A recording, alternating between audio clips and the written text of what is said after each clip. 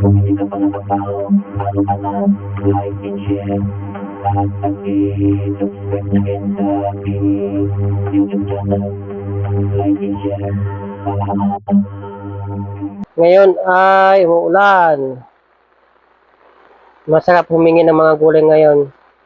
Tara, humingi tayo ng gulay sa mga kapitbahay. Ang mahal ng gulay ngayon kaya makikihingi na lang. Oh my God! Wow! Naglalakad ako. Naghanap ako ng kung anong gulay na pwedeng hingiin.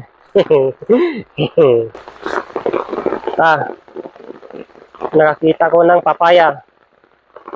Yan, hingin ko yun mamaya. Halika, punta natin yung may-ari ng papaya. Yan. Wala yung may-ari ng papaya, kaya sa papaya tayo magpaalam. Advance ako mag-isip. Yan na. Nag-DMT ko nagdadawat papaya. Ang gamit nan. Oh. Yan.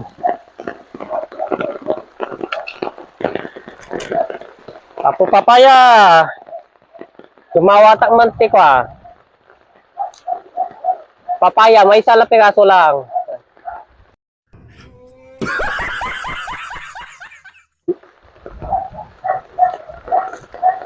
Yun, no? Sana all. Ayan, nakakuha na tayo sa papaya. Ay, wigat tibiyag.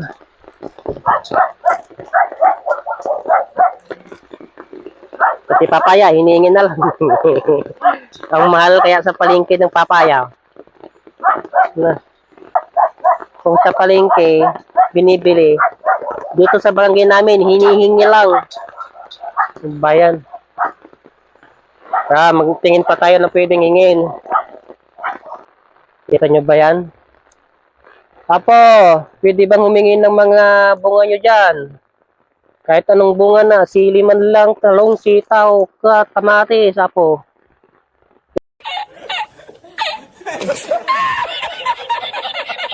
Kung pwedeng hingin. Yan, pwede daw. Nagpaalam na tayo. Pumayag naman na sila. Pumayag silang bawasan daw kahit kaunti lang. Yan. Kagaya ng sitaw. Salamat sa sitaw. Sa Pangasinan, agayop. Dito sa Ilocano, utong. Ayan.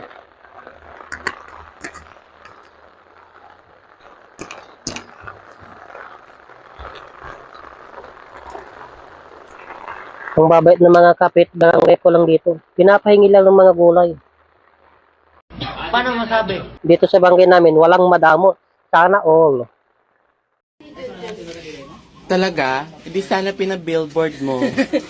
Yung mga kamatis, hindi pa hinog. Sayang naman kung kukunin. Ayun, nakakita pa ako ng dahon ng malunggay. O yan. Dahon ng malunggay. Punong malunggay, hingi nga ako ng kaunting dahon mo.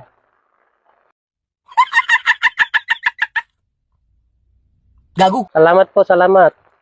Yan, pwede na yan. Nakarami na tayo.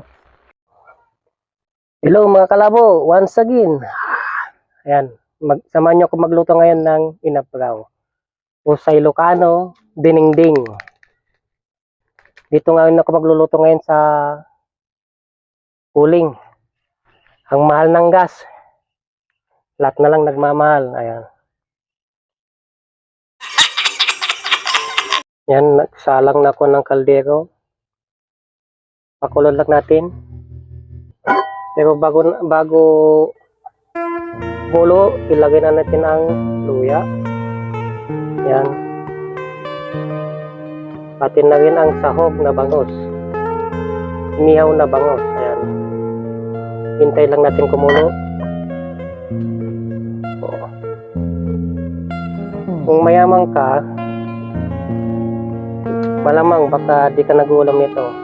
Pero pag laki ka sa hirap at yumaman ka, aba, sigurado, alam mo ang ulam na ito.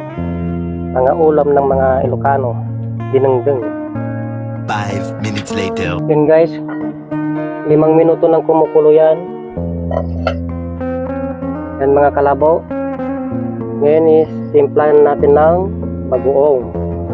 Sa mga Ilocano, ang tawag nila dito is alamaan. Ayan. Kaunti lang.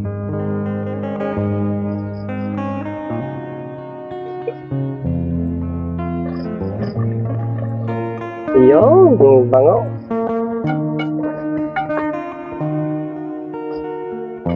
Man natin baka medyo malat.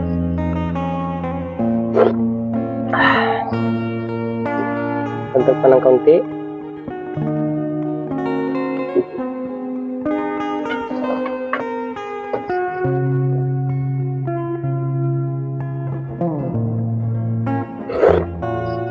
Ayun, sakto ng lasa.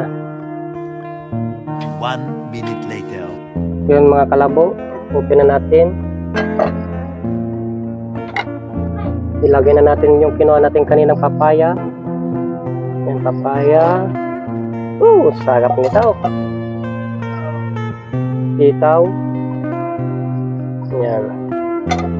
Siyempre, pakuluan lang natin ng mga 5 minuto. Hindi naman masarap yung gulay natin mga kalabo kung overcook. Magkakaibang lasa yan. Kaya, yan. Hintayin lang natin yung 5 minuto. Takpan natin, maya-maya pwede na yan. Okay. Wow. Yan.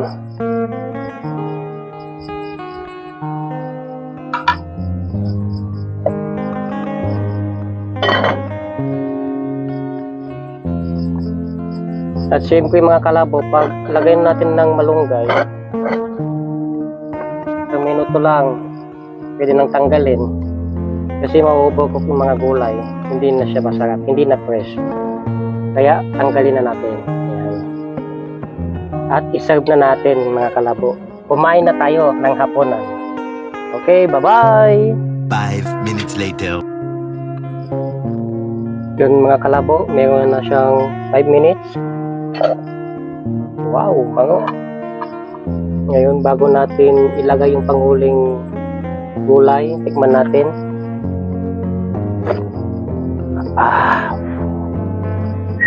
Sarap. Sakto lang yung lasa. Hindi malat. Tamtama na. Ngayon, lagyan naman natin tong malunggay. Yaw! Yan sinasabi ko eh.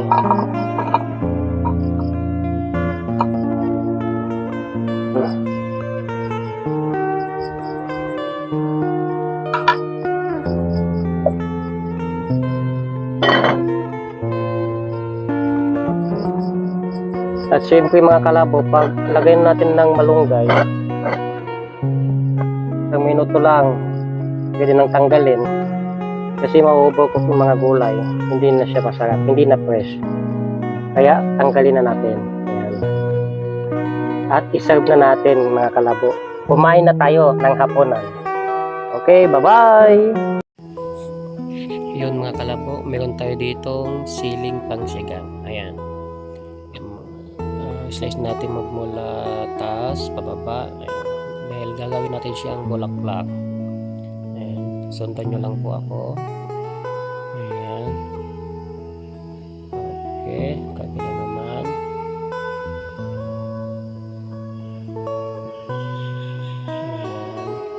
Ayan. Ingat-ingat lang po tayo at itong sili po ay maga.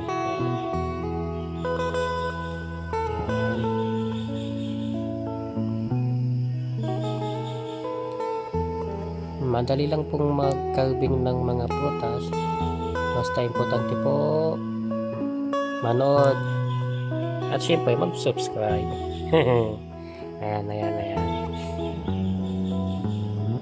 Ayan, magmula taas, pababa uli. Madali lang po, madali lang sundan. Ayan.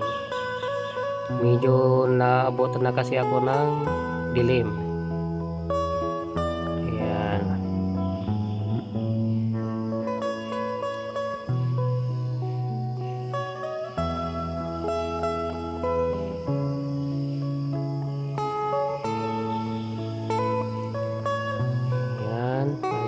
po.